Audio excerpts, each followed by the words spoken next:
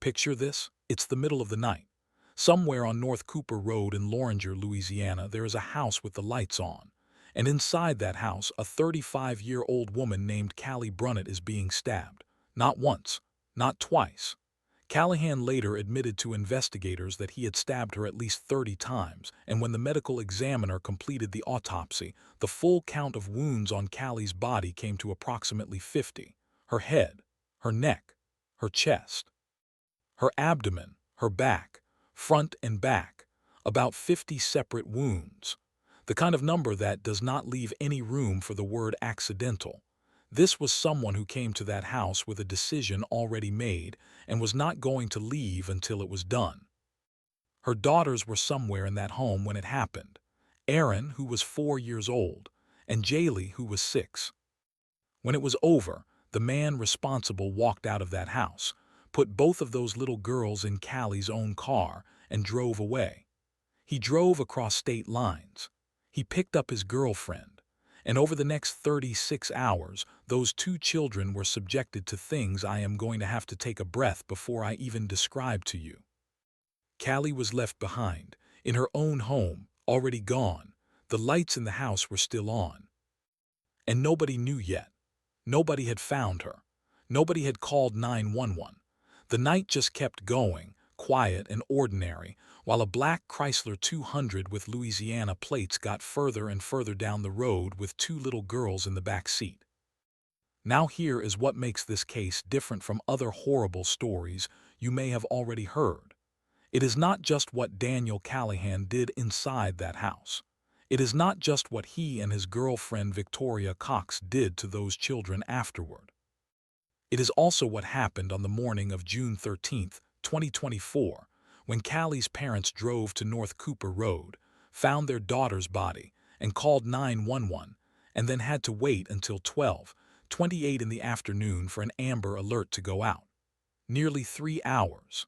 While a 4-year-old girl was still alive somewhere in Mississippi. And when that alert finally did go out, people in Mississippi who knew Callahan drove straight to his house, found the car, and led law enforcement directly to where Jalie was being kept. The alert worked. It just came 3 hours too late to save Erin. And one more thing before we start. Daniel Callahan, the man who did all of this, had 8 prior arrests going back to 2008. He had been naked in public carrying a crossbow. He had set structures on fire. He had broken into homes. He had been in and out of mental health facilities for years. 2 weeks before June 12, 2024, he had just walked out of a mental health institution. 2 weeks. And the road between that institution and Callie Brunett's front door was the only thing standing between him and what he had already decided to do. That is the story we are telling today, all of it. I am not going to rush through any of it. Before she became a headline, before her name was written into grand jury indictments and spoken at press conferences across Louisiana and Mississippi, Callie Jo Brunett was just a woman living her life in Loranger, Louisiana. And I want to make sure that version of her stays at the center of this story. Because the moment a case goes public, the person at the heart of it can get buried under the worst thing that ever happened to them. Callie was more than her worst day. She deserves to be remembered that way. She was 35 years old. She had grown up in Tangipahoa Parish, that corner of southeastern Louisiana where the land sits flat and green, and the communities fold into each other so deeply that the people in them have known each other's names since before they were old enough to remember. She had roots there that ran generational. Her parents were 5 minutes away. That proximity was not incidental. It is simply how life is structured in these communities. You stay near your people. Your people are the infrastructure. She was raising her 2 daughters on her own, Erin and Jalie. Everything those girls needed: the food, the warmth, the discipline, the safety, the morning routine and the bedtime story and the sick days and the ordinary Wednesdays that don't get remembered but make up most of a life. All of it came from Callie. She was the whole structure of their world, and she carried that without ceremony, without asking for recognition, because the kids need you to, and so you just do. Erin was 4 years old. Think about what 4 years old actually means. At 4, Your mother is not just someone you love, she is the gravitational center of everything. Her voice is the signal your nervous system uses to decide whether the world is safe or dangerous. Her arms are where the world stops being overwhelming. You have no framework for the kind of evil that was about to come into your home. What you have is absolute, total, unshakable faith that the person who has taken care of you every single day of your life will be there tomorrow. That was Erin, a 4-year-old girl with that faith, and a mother who, through no fault of her own, was about to be taken from her in the most violent way imaginable. Jalie was 6, old enough to have real, lasting memories, old enough to understand, even without the vocabulary to explain it, that what was happening around her was profoundly, catastrophically wrong. She survived what came next. But I want to be clear-eyed about what that means, because surviving something and being unharmed by it are not the same thing. They are not even close to the same thing. Jalie carried what happened in those 36 hours somewhere inside her when she walked out of those woods, and she is still carrying it now as a child growing up without her mother or her little sister. Callie had prior contact with Daniel Callahan. Investigators and the sheriff's office both described this as a prior romantic relationship. The full scope of it is partially sealed in early court filings, but what's confirmed publicly is that it was complicated and that it had been turbulent. He had been inside her home before. He knew the address, the layout, the rhythm of that space. And at some point before June 12th, Callie had tried to create distance between herself and this man. Based on everything that followed, it appears she had reasons to want that distance. And it appears that the distance she managed to create was not enough to stop what was coming. Daniel Wayne Callahan was 36 years old. He was from Amite, Louisiana, the same parish, the same geography, close enough to Loranger that these two communities had always shared the same web of people and history. He and Callie had moved through the same world for years. In places like Tangipahoa Parish, everyone crosses everyone else's path eventually. Sometimes that is a beautiful thing. In this case, it became the thing that ended everything. His father went to prison in the 1990s when Callahan was still a child. He grew up without that presence in the home. I am telling you this not to build a convenient arc that leads from difficult childhood to violent adult and uses one to excuse the other. That is not what this is. Context and excuse are not the same thing. His background is part of the documented picture of who this man was by the time June 2024 arrived. Not a reason to forgive a single thing he did, but part of understanding what the systems around him had been dealing with for decades and where they failed. By 2008, Callahan had his first arrest. Over the following 16 years, he accumulated 8 arrests on charges that included burglary, theft, aggravated battery, and simple assault. In 2009, he pleaded guilty to felony simple burglary and received a suspended sentence, meaning he walked back out into the community instead of serving time. He kept cycling through the system. In, out, never inside long enough for the direction to change. But the people who lived near him were not reading court documents. They were just trying to live next door to a man who terrified them every day. And what they described seeing was far beyond the kind of behavior that can be explained away. Callahan had been seen outside naked, carrying a crossbow, in a residential neighborhood, just walking around. He broke into homes in the area not once but repeatedly. He set a shed on fire. He cycled through periods of homelessness, under a bridge, in a camper, wherever he ended up. He had been institutionalized in mental health facilities multiple times. The people around him described watching something build over years, watching the instability compound, watching the behavior get more alarming, and having nowhere to put that alarm that would produce a lasting result.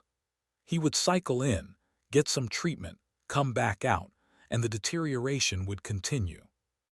He had been diagnosed with what he described on camera, outside a police station in Jackson, Mississippi. After his arrest, as borderline multiple personality disorder. He had been prescribed Lexapro, and the detail that should make anyone who hears this case stop completely. 2 weeks before June 12, 2024, Callahan had walked out of a mental health institution. He told reporters he had been taking his medication inconsistently, and he offered the Lexapro as part of the explanation for what he did, standing in front of cameras, mentioning it over and over, making sure the word was in the first thing anyone heard about him. But here is what he told investigators in his post-Miranda interview, after he had been read his rights and given every opportunity to say nothing. He told them he had been wanting to kill Callie for some time, not in a sudden break, not in a medication spiral, for some time. He had been carrying that decision before he walked out of that facility. 2 weeks of freedom and a car and a road he already knew, that was all that stood between his decision and Callie Brunett's front door. Victoria Cox was 32 years old. She was from Tangipahoa Parish, the same community, the same geography, the same generational web of connections that had threaded all of these lives together. She and Daniel Callahan had known each other since childhood. By June 2024, they were in a romantic relationship. Sheriff Daniel Edwards confirmed this publicly in the immediate aftermath of the arrests. Victoria Cox was a mother of 3 children. She understood what children were. She understood what they needed. She had looked at her own children's faces. She knew what it looked and sounded like when a child was scared. On June 12, 2024, the same day Callie Brunett was murdered in her own home, Daniel Callahan drove to wherever Victoria Cox was with Callie's 2 daughters in the back of Callie's car. The Oddmurder Mysteries investigation record notes that Cox later told investigators she did not know at first that he did not have permission to have the children or that he had murdered Callie. Whether that account holds up against everything else that followed is something we will come back to, because based on what we know about the SA that occurred before Cox ever left with the children, the idea that she was entirely unaware of how wrong the situation was becomes difficult to sustain. But in terms of what is documented as her stated account, she claimed initial ignorance. What is not in dispute is what she did next. She got in the car. She drove with them to Mississippi, and what she participated in over the hours that followed is not ignorance. It is in her signed factual basis. It is in her guilty plea.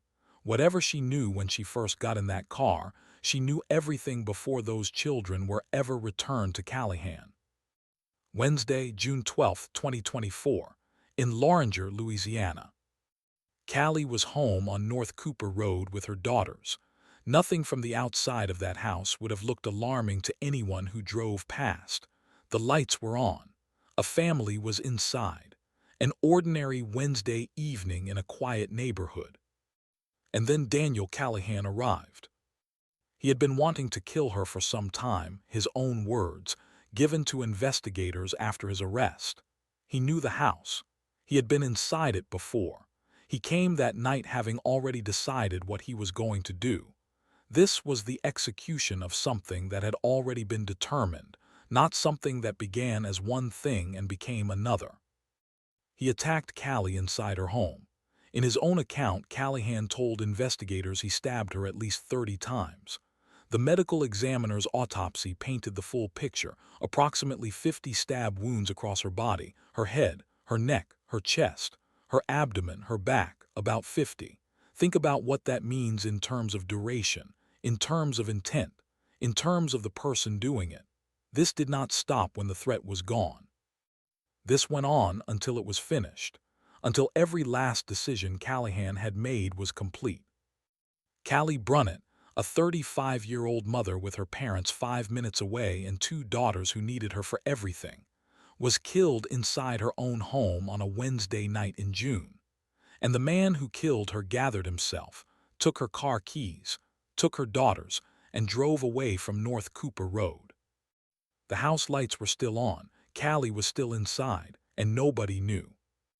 After leaving North Cooper Road, Callahan drove to pick up Victoria Cox, the same day as the murder. Federal court documents confirm that after collecting Cox, the group drove across the state line into Mississippi. The license plate reader email that LT, Elizabeth Russell, sent the following morning referenced a hit on Callie's vehicle yesterday afternoon at 1800 HRS in Byram, Mississippi. That timestamp, 6 p.m. on June 12th, places Callahan already well into Mississippi hours after the murder, heading north toward Jackson. They were traveling toward the Macomb area of Pike County, Mississippi, roughly 80 miles south of Jackson. And somewhere on that drive, or sometime after they arrived, the two children in the back of that car were still alive and still in need of someone to help them. Nobody helped them. The McDonald's surveillance camera on Delaware Avenue in Macomb captured what has become one of the most haunting pieces of footage in this case: Callahan changing a flat tire on Callie's black Chrysler 200 in the parking lot, with two small children visible nearby, just standing in a fast food parking lot. The world going on around them completely indifferent to what they had already been through and what was still coming. Nobody in that parking lot knew. Nobody called anything in. The camera recorded it and moved on. And then they got back in the car. What happened at the house in Macomb is in the signed factual bases, legal documents that both Callahan and Cox agreed to as part of their guilty pleas. Not allegations. Facts that both defendants confirmed in court with their attorneys present, knowing exactly what they were admitting to. Daniel Callahan and Victoria Cox both sawed 6-year-old Jalie Brunett. Cox's factual basis described her role in specific terms. She aided Callahan in both penetrative and oral essay of the child. A 6-year-old girl who had already, in the previous several hours, been in her home when her mother was stabbed approximately 50 times, had been put in a stolen car in the middle of the night, and had been driven across state lines. And now this. At some point after this, Cox took both children out of the house to get something to eat, investigators believe. She was away from Callahan. She had both children. She had a car, a road, and the ability to drive to any police station, hospital, or public place in Macomb and hand those children to someone. She had everything she needed to not go back. She went back. At her sentencing in November 2025, Victoria Cox stood in open court and said it herself. "When I brought the girls back to Daniel, that enabled him to do what he did and kill Erin." Those were her words. She brought them back, knowing by this point, whatever her account of initial ignorance, everything about what she had already participated in. She drove back. She walked through that door. She handed Callie Brunett's children back to him. Callahan had made his decision about what was going to happen to Erin. He told investigators he intended to keep Jalie alive. Erin, who was 4 years old, who was crying, who was doing exactly what a 4-year-old child in an impossible situation does. Erin had become, in his fractured logic, something he did not want. He had also told police that the children would not stop crying and did not want to stay with him. Rather than that reality reaching something human in him, it reached something else entirely. Callahan and Cox took both children into the woods behind the house. Cox admitted in court she was present. She said she tried to stop him, but that he was too strong. Callahan held Erin's face against his chest. He pressed her into him tightly, deliberately, so that she could not breathe. He held her there while she struggled, while her tiny body did everything it could to find air until she went still, until she was gone. She was 4 years old. After Erin was dead, Callahan placed Jalie in a dirt pit in those woods, with Erin's body kept near her. A 6-year-old child in a hole in the ground in Mississippi in June, with her dead little sister beside her, in the heat, in the dark. That is what Jalie Brunett survived. That is the reality of those woods behind a house on Boosier Drive in South Jackson. That is what law enforcement found when they went in. June 13, 2024, Thursday morning. Callie's parents had been trying to reach her by phone, calls going unanswered, hours stretching. The unease that parents carry in the back of their chest, quiet most of the time, making itself known when something is wrong, was making itself known. Her father drove to North Cooper Road. He arrived at approximately 8 in the morning. He found his daughter. I'm not going to construct the details of that scene beyond what it was. A father walking into his daughter's home and finding her gone, the evidence of what Callahan had done visible to anyone who walked through the door. Callie had been there since the previous night. The girls were nowhere in the house. The car was gone. He called 911 immediately. Sheriff Edwards later confirmed to reporters. At 8:30 a.m. on June 13, we knew Callie Brunett was murdered, the children were missing, and the car was gone. The investigation was active from the moment those deputies arrived on North Cooper Road. And the most powerful tool available to find those children, an Amber Alert broadcast to every phone in the region, was about to fail in a way nobody in that driveway had the ability to fix from where they were standing. At 9:14 in the morning, Louisiana State Police's Investigative Support Section reached out to the Tangipahoa Parish Sheriff's Office to ask if assistance was needed from the Louisiana Clearinghouse for Missing and Exploited Children. The sheriff's office was already moving. By 9:21 a.m., TPSO had requested the clearinghouse to make contact. By 9:27 a.m., LACMEC contacted TPSO and instructed them to complete the Amber Alert application form with photos of the children. At 10:16 a.m. LT, Elizabeth Russell submitted that documentation. The form filled out in full attached photos of both children, and the license plate reader data placing the vehicle in Byram, Mississippi the previous afternoon. Every field completed except a suspect description and landmarks where the children were last seen, because those details were not yet confirmed at scene. At 10:30 a.m., Louisiana State Police received the form and classified it as incomplete. A phone call came back to TPSO advising the situation did not qualify as a full Amber Alert. It would be a Level 2 child endangerment. A media release, not the emergency broadcast, not the notification to every phone in 2 states. That is when Chief of Operations Jimmy Travis started burning through his contact list. He called the Louisiana Sheriff's Association. He texted. He reached Chuck Hurst, who got the State Police Fusion Center's Jonathan Kemp on the phone with Travis at 10:40 a.m. Travis explained the urgency. At 10:49 a.m., Kemp called back and said they had what they needed and were working on it. Travis directed a lieutenant to push an emergency press release to local media at 10:34 a.m. as a workaround. At 12:02 p.m., Travis texted Kemp for a status update. Kemp called back at 12:07 p.m., still working on it. At 12:28 p.m., the Amber Alert finally went out to everyone. Louisiana State Police said the delay was due to an incomplete application. The Tangipahoa Parish Sheriff's Office said the form was fully completed with everything they had. Sheriff Edwards put it plainly. When they provide a form and you fill out the form and you call them and say, "If you need anything else, let us know. I'm not really sure what more we're supposed to do." He called the delay unacceptable. He said, "Something is wrong. The system is broken. We need to look to try to fix it." And then he said something that strips away every abstraction from this conversation. He said, "As soon as the Amber Alert went out, those people in Mississippi knew him, knew where he lived, and they went over to his house and damn it, the car was there. And that's how we found the surviving girl. And that's how we found Callahan." Read that again. The Amber Alert worked. The moment it went out, people who knew Callahan in Mississippi drove to his known location, found the car, and called it in. The system functioned exactly as designed, the moment it was allowed to. The alert that went out at 12:28 p.m. directly led to finding Jalie alive and Callahan in custody. What a 12:28 p.m. alert accomplished, a 9:30 a.m. alert might have accomplished 3 hours earlier.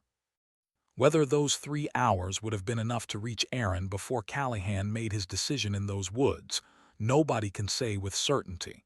But the window was real, and it was documented, and Erin was 4 years old. Stacy Pearson, a former Louisiana State Police Amber Alert coordinator, told reporters that delays of this length are not unusual. That of 154 reviewed Amber Alerts nationally, More than 60% had gaps of greater than 3 hours between when children were reported missing and when the alert was activated. She said alerts should never go out until all relevant information is confirmed, and that a perfect law enforcement investigation cannot always overcome an abductor's decision to harm a child.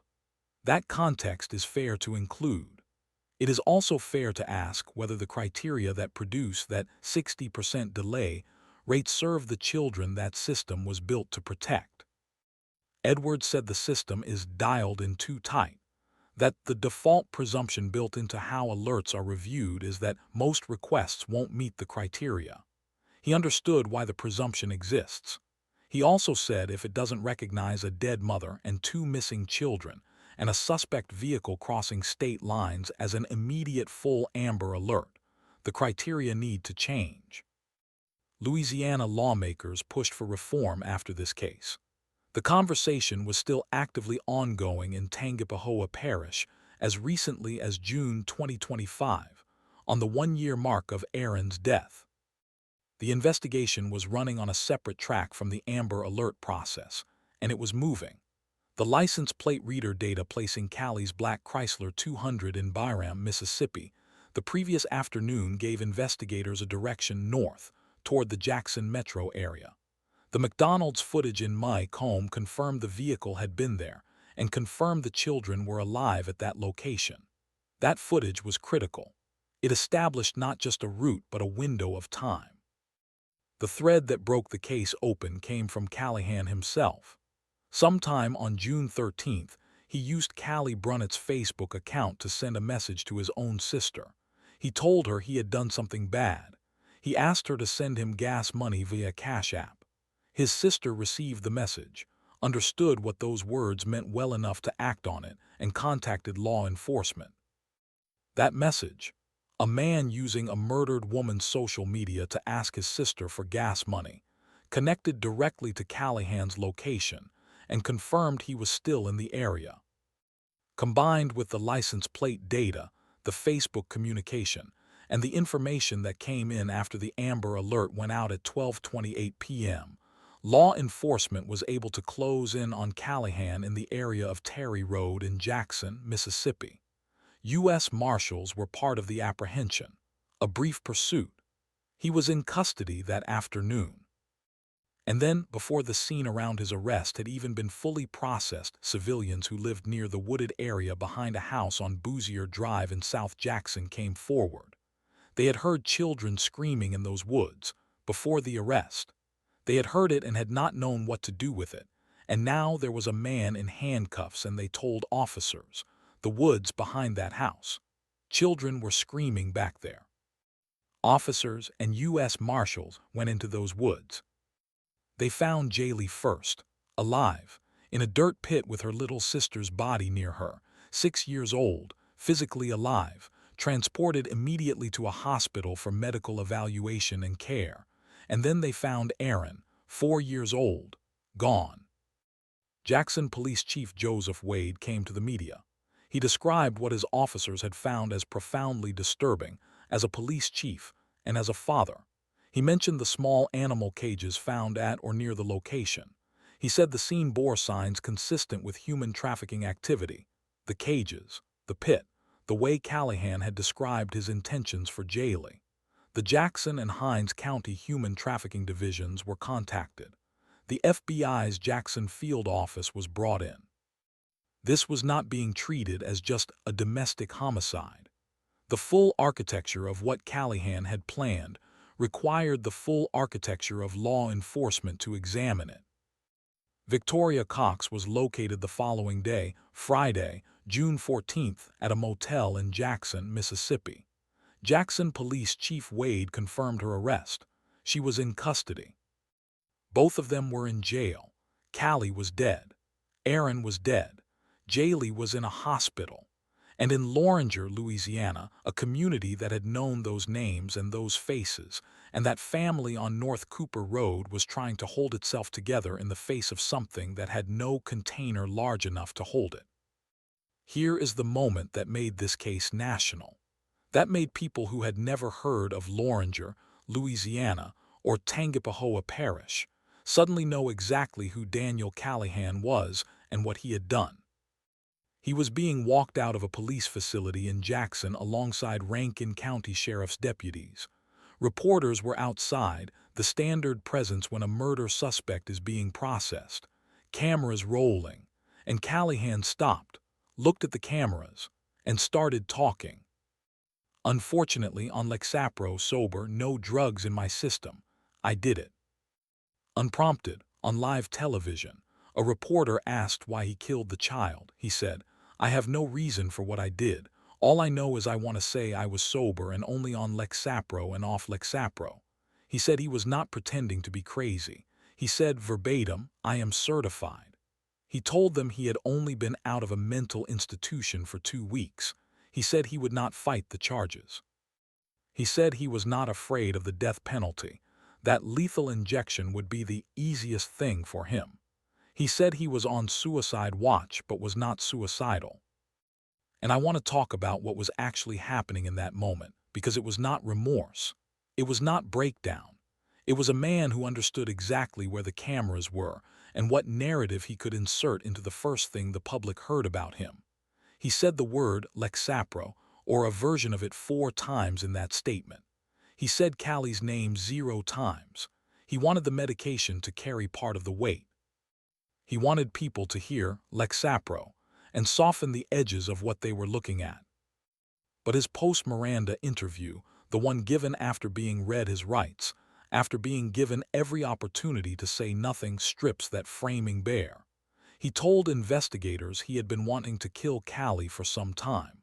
He described going to her house having already decided.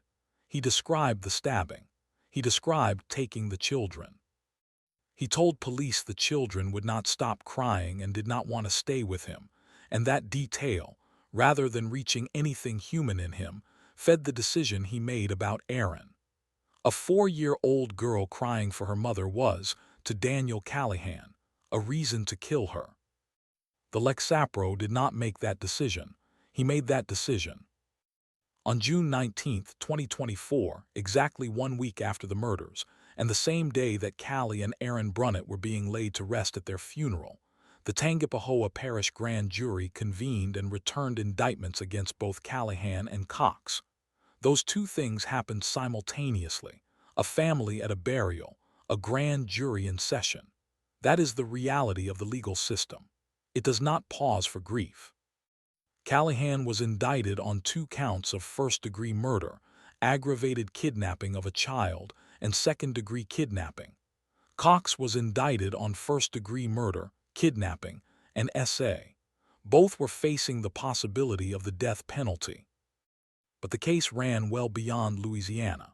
The moment Callahan crossed the state line with those children, federal jurisdiction was triggered. The Eastern District of Louisiana brought federal charges: kidnapping resulting in death, and transportation of a minor with intent to engage in criminal SA, among the most serious charges in the federal system. The FBI, the U.S. Marshals Service, and prosecutors across 2 states were all working this case simultaneously. For most of 2024 and into 2025, the death penalty question hung over every development. Capital prosecution is the most resource-intensive and time-consuming legal process in the American justice system. It spans years. It is vulnerable at every stage. District Attorney Scott Perilou was publicly honest about this, acknowledging the difficulty of capital trials while making clear that his priority was accountability that would hold. In September 2025, Callahan appeared in Tangipahoa Parish Court and entered his guilty plea. 2 counts of first-degree murder, 1 for Callie, 1 for Erin. The sentence: 2 consecutive life sentences with no possibility of parole. In Hinds County Circuit Court in Mississippi, Judge Deborah Gibbs subsequently sentenced him on state charges to life in prison for capital murder and SA, with 30 additional years. The federal sentence followed: 2 more consecutive life sentences for kidnapping resulting in death and transportation of a minor for criminal SA purposes. Multiple life sentences across multiple jurisdictions. He dies in prison. D.A. Perilou said at sentencing, Mr. Callahan will be in prison for the rest of his life.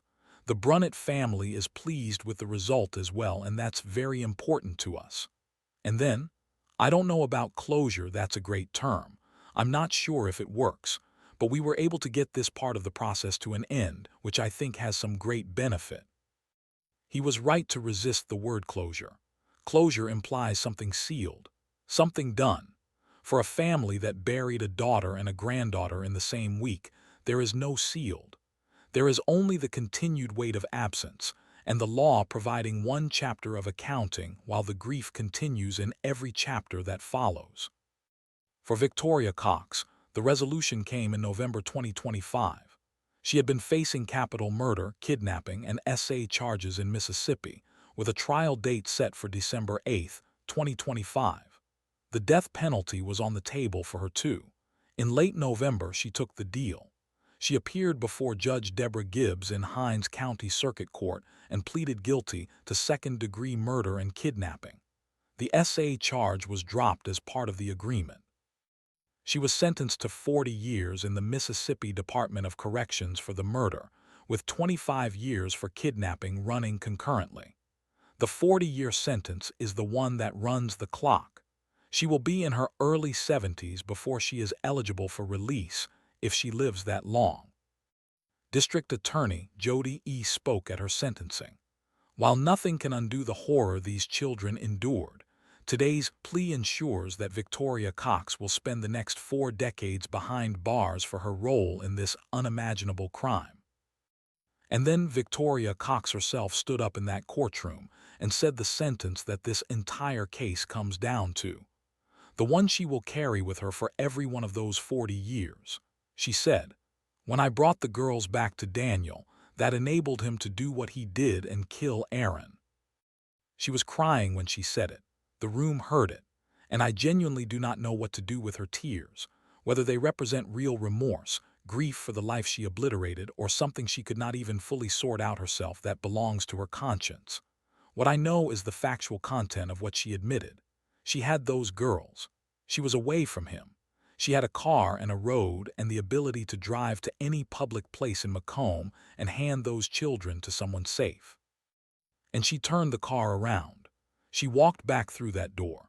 She handed a 4-year-old child back to the man who would press that child's face into his chest and hold it there until she stopped breathing. Victoria Cox did that, and she will spend the next 40 years in Mississippi doing the time that corresponds to it.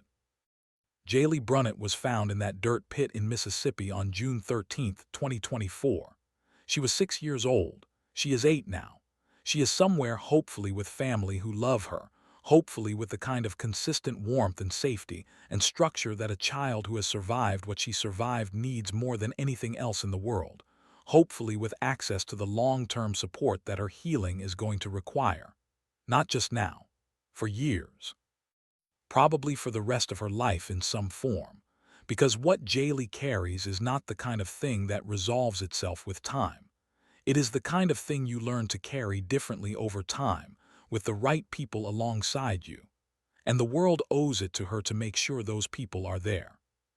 She is going to grow up. She's going to reach the age where she starts looking for answers to questions about June 2024 that nobody around her will be able to fully answer for her. She will find this case in whatever form it exists by then.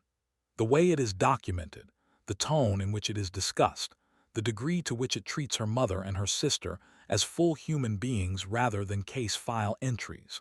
All of that is part of the world she will inherit when she goes looking. That is a responsibility that lands on everyone who tells this story, and I want to take it seriously. The Brunett family did not soften their feelings after Callahan's sentencing. They wished him nightmares every night for the rest of his life. Not forgiveness, not peace, nightmares. Those are the words of people who woke up the morning after that sentencing and still had no daughter, no granddaughter, no little girl. The legal system gave them an ending to this chapter. It gave them Callahan in a cell for the rest of his natural life. It gave them Cox on a 40-year clock. What it could not give them is the only thing they actually wanted, Callie and Erin back. No verdict in any courtroom in any jurisdiction gives a family that. The Amber Alert conversation did not end with the arrests. Documents obtained by WBRZ and published in November 2025, more than a year after the murders, laid out the full paper trail of what happened on the morning of June 13th. The back-and-forth between TPSO and Louisiana State Police, the disputed completeness of the form, the phone calls and text messages from Jimmy Travis trying to push the process forward, the classification decision that turned a murder-kidnapping into a Level 2 media release, all of it in writing, all of it public, and all of it carrying the weight of the 3 hours that passed between the 911 call and the 12:28 p.m. alert that, when it finally went out, immediately led people who knew Callahan in Mississippi straight to his location and to Jalie. The system worked the moment it was allowed to. That is the sentence that Louisiana's Amber Alert reform conversation keeps returning to, because it means the delay was not inevitable. It was institutional. It was built into criteria, into classifications, into the default presumption that most requests won't meet the bar. And that presumption has a cost that can, in the right circumstances, be counted in children's lives. Sheriff Edwards called it unacceptable. He used that word specifically and deliberately. He said the system is dialed too tight, that the threshold is calibrated in a way that protects the tool's integrity at the expense of the situations the tool was built for.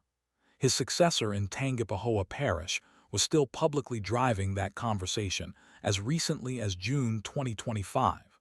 Louisiana lawmakers introduced measures to reform the criteria. That work is continuing.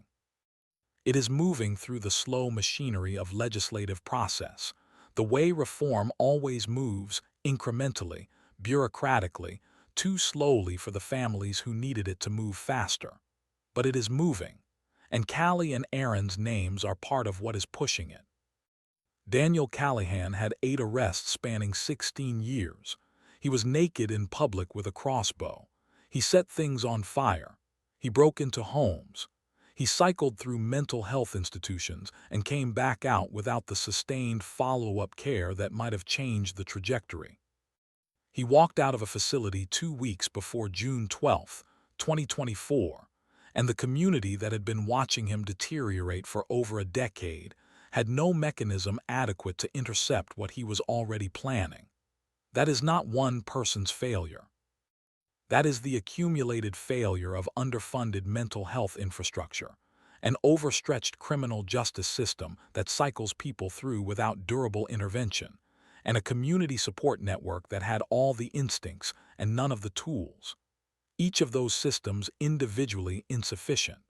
All of them together producing the same outcome on the same Wednesday night in June. These are not abstract failures. They had a specific address. They had a name on the door. They had 2 little girls inside who needed the world to do better than it did. So do better. That is the whole ask, for the systems, for the people who run them, for the legislators who can change the criteria and the governors who can fund the infrastructure and the communities that can demand both. Do better, because the alternative is another family getting another call. Another parent driving to another house on another morning and finding the thing no parent should ever find. Another pit in the woods somewhere with a child inside it. Callie Brunett was 35 years old. She had roots in her community. She had her parents 5 minutes away. She had 2 daughters who needed her for everything. She was somebody's child and somebody's mother and somebody who belonged to a place. And she deserved a world that did not allow the man who killed her to remain that man for 16 years without consequence sufficient to stop him before he reached her door. Rest Callie. Rest little Erin. And to Jalie, wherever you are, whatever you become, you survived something that would have broken most people. The world owes you more than it gave you in June 2024. And there are people in it, people you will never meet, who are watching what happened to your family and carrying it with them and pushing for the changes that mean the next child doesn't end up where you did. That is not enough. It will never be enough. But it is what we have to offer, and we offer it with the full weight it deserves. Before I let you go, I want to make sure you know about something that matters. Callie's parents, Debbie and Tommy Brunett, are raising Jalie now. They lost their daughter and their granddaughter in the same week, and they are doing it. They are getting up every morning and raising that little girl while carrying grief that most of us will never have to understand. A GoFundMe was set up in June 2024 to help cover funeral costs for Callie and Erin and to support Jalie's future. And as of the time this video was made, the community had already raised over $64,000 toward a $70,000 goal. A trust has been set up for Jalie at the First Guaranty Bank in Ponchatoula, Louisiana.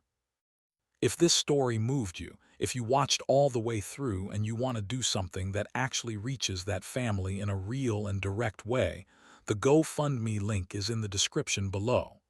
Every dollar goes directly to Debbie, Tommy, and Jalie Brunett. You don't have to give a lot. You just have to care enough to click. Thank you for watching this all the way through. This was not an easy story to sit with, and the fact that you stayed says something about you. If this case moved you, look into the Amber Alert reform conversation in Louisiana. It needs public attention to keep moving. Share this story. Say Callie's name. Say Erin's name. Don't let them disappear into the archive. They were real, they mattered, and they still do. I will see you in the next one.